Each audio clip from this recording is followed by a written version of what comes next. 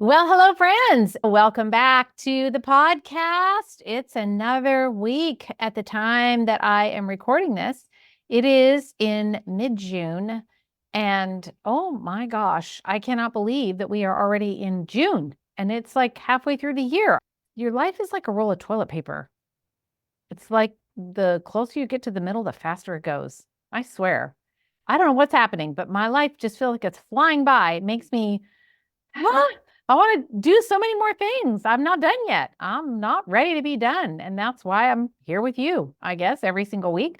But I do love doing these podcasts. And I get so many of you that reach out and just say, we love the podcast. So if you love it, be sure you share it. Take a minute, grab it, send it to your college bestie, another practitioner that you know that you think would benefit from it. But today, we're going to talk about doing a time audit. And don't hang up on me now. This is not, don't do that. Just hear me out. Hear me out. One of the most common things that I hear when I do interviews for Clinical Business Academy, and I do a lot of them, one of the most common things that I hear from practitioners is disorganization, or sometimes practitioners will say, I spend too much time with the patients, or they'll say, I don't have enough time left at the end of the day and I get behind in my chart notes. Or they might say, I'm just disorganized with my time. Like I get the, shiny object syndrome, right? Where you're squirrel brain, your brain is all over the place. And before you know it, you're on Facebook or Instagram that are designed, by the way, to keep you hooked. And so that you'll keep scrolling, but like a casino on your cell phone, really.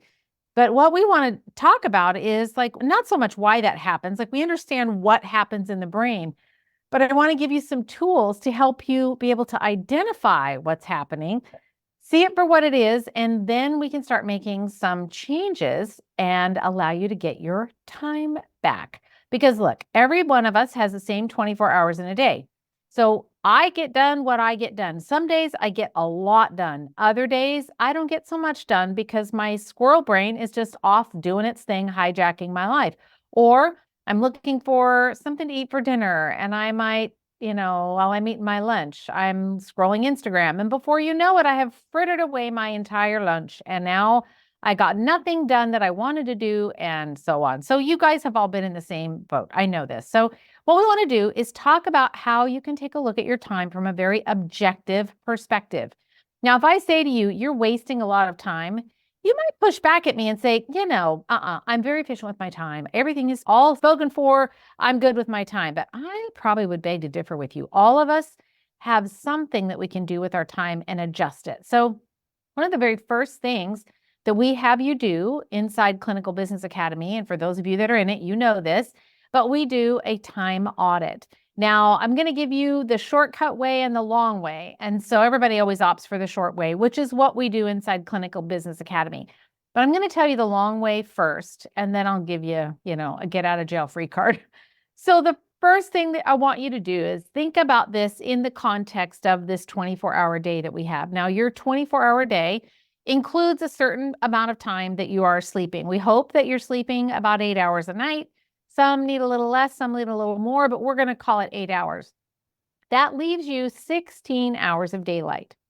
16 hours. Now, I'm not saying you have to be working and be, quote, productive during those 16 hours, but when you do your time audit, I want you to audit the full 16 hours. Okay? So you're going to audit the time that you're awake. The sleeping time doesn't count. So if you're sleeping 9 hours, then you have 15 hours to audit, right? You get what I'm saying. So from the minute your feet hit the ground until the minute that you drop into bed at night, that is the amount of time that you're going to audit. And what we're going to look for is the things that you do first thing in the morning. So for instance, you may be a lollygagger in the morning and slow to wake up. And you spend a little more time getting ready, taking a shower, making your breakfast, prepping your lunch so that you don't have to be to work by 10 because you're not a morning person. Completely okay. There is no judgment here. That might mean that you don't get up until 8 o'clock. Me, on the other hand, I'm up at 5 or 5:30 and I'm awake. I could go to bed at 11 because we had a later night out or something, and I'm still awake at 5:30. And sometimes it's earlier than that. I'm up, I'm ready to go. And I'm usually getting some work done first before I take my downtime, and then I go shower, get ready, have my breakfast, and maybe read a little bit, chat with my husband. So my morning looks a little bit different. Everyone's is going to be different. So all I want you to do is start writing down the things that you do from the minute your feet hit the ground until you go to sleep. Don't judge what you're doing. That's the only rule. Well, there's two rules. One, you write everything down. The other one is don't judge what you're doing. Don't judge how you're spending that time. Because if you judge it, you're just making yourself wrong and you're going to prolong the whole process, because then you're going to get in your head and then you're going to start making rules up about what you should be doing and shouldn't be doing and why are you not doing this. Then you start beating yourself up and then you say, forget it. And the whole project just gets tossed out the window. And I don't want you to do that. What I want you to do is just observe. So for 2 weeks, this is a heavy lift, friend. But if you really want to get this under control, your time, I'm telling you, 2 weeks is the magic window. Now, you don't have to do it on the weekends, but I do want you to do it during the weekdays. So if you want to be an overachiever, you can do it on the weekend, but especially during the work weeks, 2 full work weeks. But what's going to happen is you're going to start to notice that, you write down like in a 15-minute block that you checked emails and you went to the bathroom and you chatted with the mailman. Okay, great. Well, then the next 15 minutes, you didn't really do anything. You didn't do a chart. No, you just kind of sat around and you say, I messed with some papers on my desk. And then it's okay. Just don't judge what you're doing. Just write it down. And we're going to write it down in 15-minute increments. So you can get a piece of paper. You can just jot down the date and the time and 15-minute increments, and you can just go for it. You just write down what you did. That's all. That's all you're going to do. We're not judging it. We're not doing anything like that. So when you write down all of those things, what's going to start to happen is your brain is going to start to identify the places, because what's your intention here? Let me back up a little bit. Your intention is to solve a problem of time being spent in places that does not help you reach your goal, doesn't help you become more productive, doesn't help you grow your business or be a better dad or a wife or a husband or a father, whatever it is in your life that you or your brain already knows what you're after, what your game is. And so it's going to start to solve the problem, but only if you don't judge it. You just are observing only. This is completely objective. So as you write these things down over the first 3 days or so, you're just like going through the task of like, every 15 minutes, writing it down. After those first 3 days, I've seen it happen so many times. I'm telling you what's going to happen is your brain is going to start to self-assess you, and it's going to say, no, don't do that. That's not a good use of your time. And you will naturally start to make those shifts and choices that are going to help you manage your time better. And you didn't even have to do anything. It's the best. Your brain is your best tool when it comes to managing your time, but only when you put it in a place where it can be aware of what's happening in your environment. You know how we do, and I'll use eating for an example because everybody can relate to this. We've all been at a summer barbecue or a Christmas party or somebody's house or a potluck or something where there's just lots of food. You know how you're full, but it's just good. And then you just kind of meander back and you get a few more things and you're full, you're not even hungry. And maybe you reach for a little sweet, or maybe you have a little bit more, like, how you just kind of go unconscious? You know what I'm talking about. You just go unconscious and we're not even fully present to what's happening until you get home and you think, oh, I ate so much. I ate way too much food. That's what happens with time, is that we just go unconscious. And then we get to the end of the day and you think, what did I even do today? I don't even know what I did today. I got nothing done, but I was busy all day. This is what we're going to start to get your brain to think about and pay attention to, because what you think about, what you document, what you focus on, your brain will start solving the problem. And your brain is going to say, oh, friend, you are spending way too much time in front of that TV or way too much time on Facebook. And after about that third day of jotting all of the things down, so you're going to write down your time, the time of day, and then you're going to write down what you did.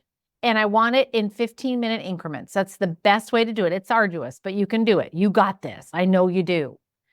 and you're going to start writing it down. Your brain is going to step in about day 3 by day 4, and it's going to start to solve the problem for you. By the end of the 2-week period, you will have gained back probably about 20% of your time, your waking hour time. In that, you're going to be very, very aware of where you're spending that time and how much more efficient you can be with your time if you do X, Y, or Z. So this is sort of phase 1 of the time audit. Okay, it's gathering the data. That's what we want to do during phase 1. We're just getting the data, and you're going to start to make some shifts naturally as you're gaining that data over that 2-week period. Now, step 2, if that wasn't enough, but this is a good part. You're going to go back through your data, and you're going to have a bunch of pages of all of your stuff. But you're going to go back through it, and then you're going to look at that information, and you're going to make a couple of decisions. There's 2 things that you're going to decide. 1, I want you to give the task priority, and we're going to prioritize it number 1 through 5. Okay? A 1 is a top priority, and 5 is a low priority. And next to each thing, so for instance, you are a practitioner, you're a chiropractor, you're an acupuncturist, you're a health coach. Obviously, the time that you spend with patients, that's a 1. That is definitely a 1 for you. But checking email, is that really a 1? Or might it be a 4? I'd probably say it's probably a 4. Or scrolling Facebook, definitely a 5, because it's a big time waster. And how is your life any richer from scrolling Facebook like that? It's not. I would venture to say it's not. So that would be a 5. So all you're going to do is go back and you're going to rate the things that you're doing as a 1 through 5. Well, self-care in the morning, all hands down a 1. Eating lunch, a 1. Preparing your meals, a 1. Exercise, definitely a 1. So there's going to be lots of 1s in there, but you're going to find some 2s and some 3s that are, we might be able to convert them to a 1, or we might downgrade them, but you're also going to spot some 4s and 5s. What I want you to focus on is, after you've done this for the amount of time that you did your time audit, I want you to think about what are the 4s and 5s and how do we get rid of them? Okay, how do we get rid of them? They're the ones that we want to get rid of. The 2s and 3s are time wasters, but we want to move them into the 1 zone or move them into the 4-5 zone. And that's the second part of this. So we're going to number scale them 1 to 5. 1 is super priority, has to be done only by me. I'm the only one. Like doing this podcast. This is a 1 for me because it's my podcast. I'm the only one that can do it. I could ask one of my team to do it, but they're not me. And I love this, and it's what I love to do. So I'm doing it. It's a 1 for me. But checking my email, definitely a 5. I hate it. Don't like email. I will respond, but I don't like it. Social media, probably a 3 for me. Like, I could take it or leave it. I love connecting with people in my Facebook community, but I don't like to scroll, but I get caught doing it. So that time audit helps bring all of that stuff very present and very clear for you. So when you number them, then the next thing we're going to do is the part that's a little bit painful. This is kind of the 3rd of 4 steps. The 3rd step is you're going to just note whether that particular activity or action that you took, the thing that you were doing, is it something that you can delegate? Painful. I see you. For those of you that are control enthusiasts, I see you. I hear you. I hear you squeaking in my ear. Those are the ones, the things that are going to be the 3s and the 4s and the 5s. Those are probably the things you're going to want to delegate. I'm just saying, if it's a 5 and it's not a huge priority, then you need to delegate it. So I just recently delegated I have several inboxes that are mine that, I see, and they have things that come in. I just delegated one of my inboxes to my staff member, Elaine. And it wasn't that I didn't want to, but if I was going to tell the truth, I really didn't want to. I would say, oh no, I really want to. But it was hard for me because I was giving up the control. And I don't think of myself as a control person. I'm not controlling by nature. I don't like to micromanage people. I don't need to know all the things. But I've had that email for so long and I didn't want to give it up. I think I realized I was kind of addicted to it. I would check my email multiple times during the day. Why? And I still do. And I catch myself. I'm like, just shut Outlook down. Just don't even open it. They'll live. No one's dying. And I sometimes just have to shut it down. But if it's open, it's convenient, I will waste 15 minutes going through the same inbox over and over again. It's dumb. It's just dumb. So I knew that I needed to delegate that to her. And so she goes through then and she starts cleaning up the inbox so that it's at 0 every day. And I go, wait, what about all those emails? Where'd they go? What happens? See, it's a process. But we've been at this now for a few weeks and I still stick my nose in that inbox, but now I'm not as tempted to look. And guess what? The world has not ended. No one's died. And I haven't missed a thing because she's watching the inbox. So what she does is once or twice a day, she just forwards me the emails I need to see. And all the rest of them, that's where my control part, I'm like, oh, are you sure? And I kind of was going through them like, did she miss anything? Is anything screwy? She did great. She's doing a great job. She just forwards me what I need to see. Or maybe if it's a question, she'll forward it and say, do you want this? And I'll respond back and say, nope, I don't need to see these. Got it. Now I spend less time in email because I was able to delegate it, but I wouldn't have been able to do that had I not started to kind of, I don't want to say analyze, but look at my time in a little bit of a different way. Like, where am I spending my time? And I knew that email was just sucking the life out of me. So what are the things in the 3, 4, and 5 category that you might be able to delegate? Now, some of them you might say, I can't. For instance, you don't like to balance your bank statement, but you really shouldn't delegate that to anybody else. Sorry. You just should not do that. That needs to be your job. But what you could do is you could delegate it to an accountant to do. Maybe that would work. But you want to be thinking about how you can delegate. So that's step 3. So let's review before we finish up. Step 1, do a 2-week time audit. Okay, 2 weeks waking hours. From the time you wake up till the time you lay your head on that pillow, 2 weeks. Okay. Step 2, after you've done that in 15-minute increments, step 2 is you're going to go back and you're going to rate them 1 to 5. Now, you could probably do it at the end of the day if you wanted to, rate it 1 to 5. But you want, at the end of your time audit period, you want to rate them 1 to 5. 1 is something that you absolutely have to do. 5 is, I don't want to do it. You might need to, like I said about the finance thing, but you're going to just rate them. Number 3, you're going to go back and you're going to ask yourself, can I delegate this? For your 3s, 4s, and 5s, is this something that I can delegate? Can I give this to someone else to do? Is it possible? Now, you may not have a system in place. You may not know even how to begin doing that. And so then your knee-jerk reaction might be, well, no, I can't give that away because, they won't know how to do it as good as me. And well, what if they make a mistake? And well, what if an email gets missed? And well, what if you're going to what if yourself right into the grave, friend? That's dumb. Well, let's just be open to the possibility. What would happen if you could delegate it? Right? What would happen if? Just play the game. So you're going to see which ones you can maybe, possibly, at some point, with the right system and the right person, maybe sort of kind of probably maybe delegate someday. That's all I want from you. That's all I want. Just open the door a crack. So once you've said that you're going to delegate those things, now the last step is I want you to go back and I want you to make a separate list of all the 1s and 2s. Okay, all the 1s and 2s. The things that only you can do.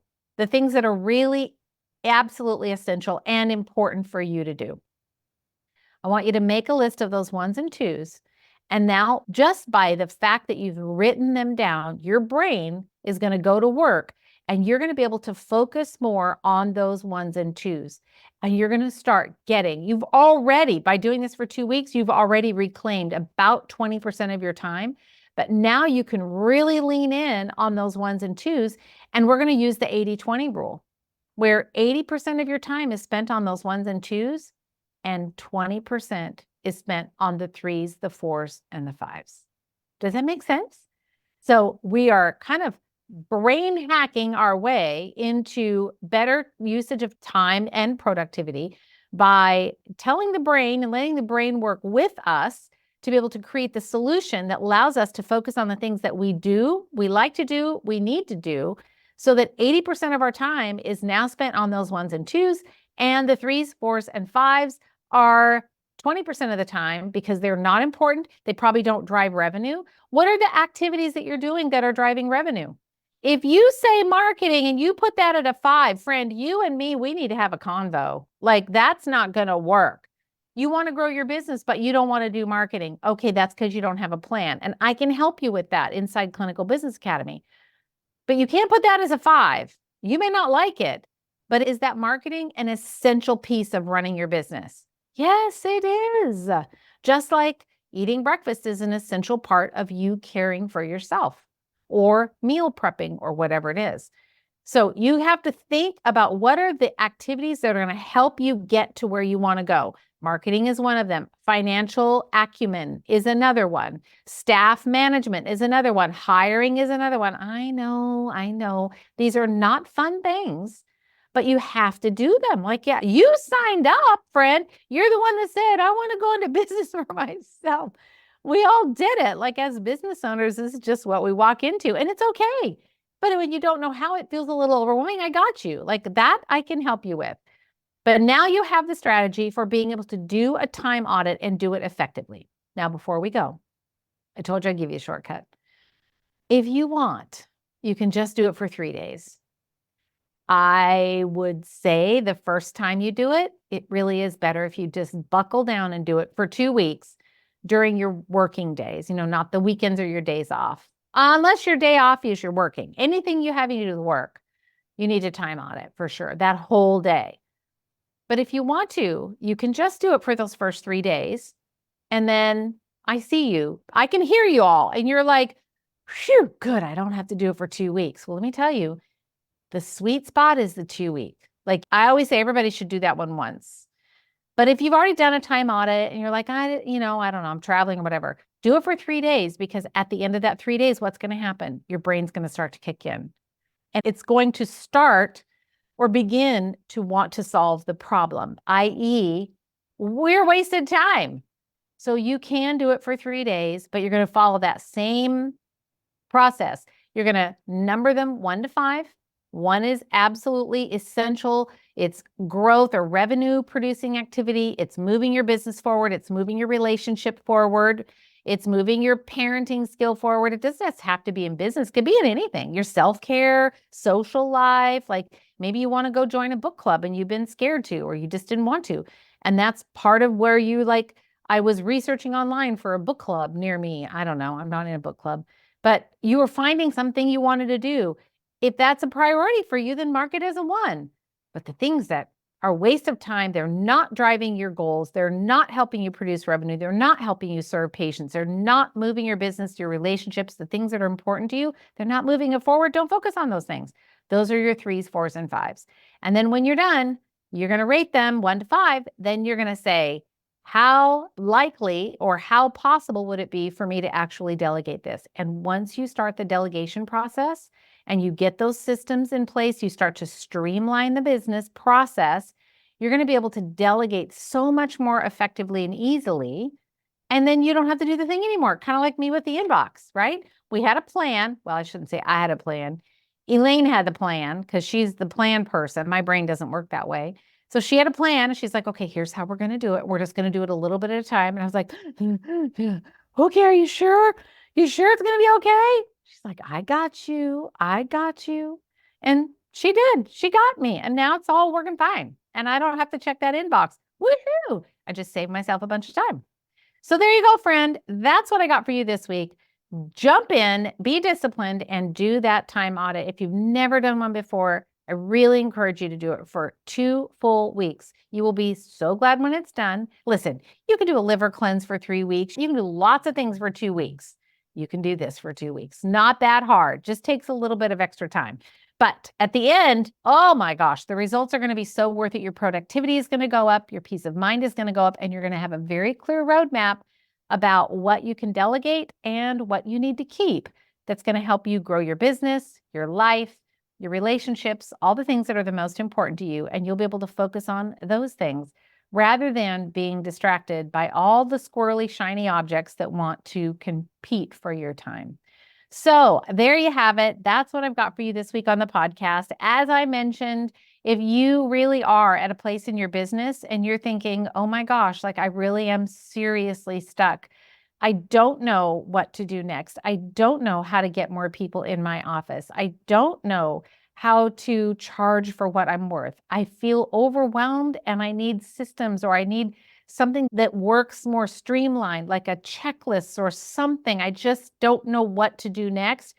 That's what I'm going to help you with. You need to go to rhondanelson.com/CBA, stands for Clinical Business Academy. And this is the business coaching program that you have been looking for and you've just never found until now. It is not like any other business coaching program you've ever been in. I can promise you that. And I will also give you my word that I will never put you in a box and I will never take advantage of you. And I will always do the right thing. And that is to help you grow a practice that you want. It looks the way you want it to look, not like how everybody else wants to do it, but it's the way that you want. And I'm going to give you the accountability, the support, the guidance, the training, the resources, the tools. I'm going to give you all the things that's going to make the process much easier for you so that you really, truly can. There's no reason why you can't have the practice of your dreams. I'm here to help you. Thanks for listening. Thanks for being part of my world, my life. Leave a review, rate, review the podcast if you love it. Otherwise, I'll see you next week on the podcast. Take care, friends.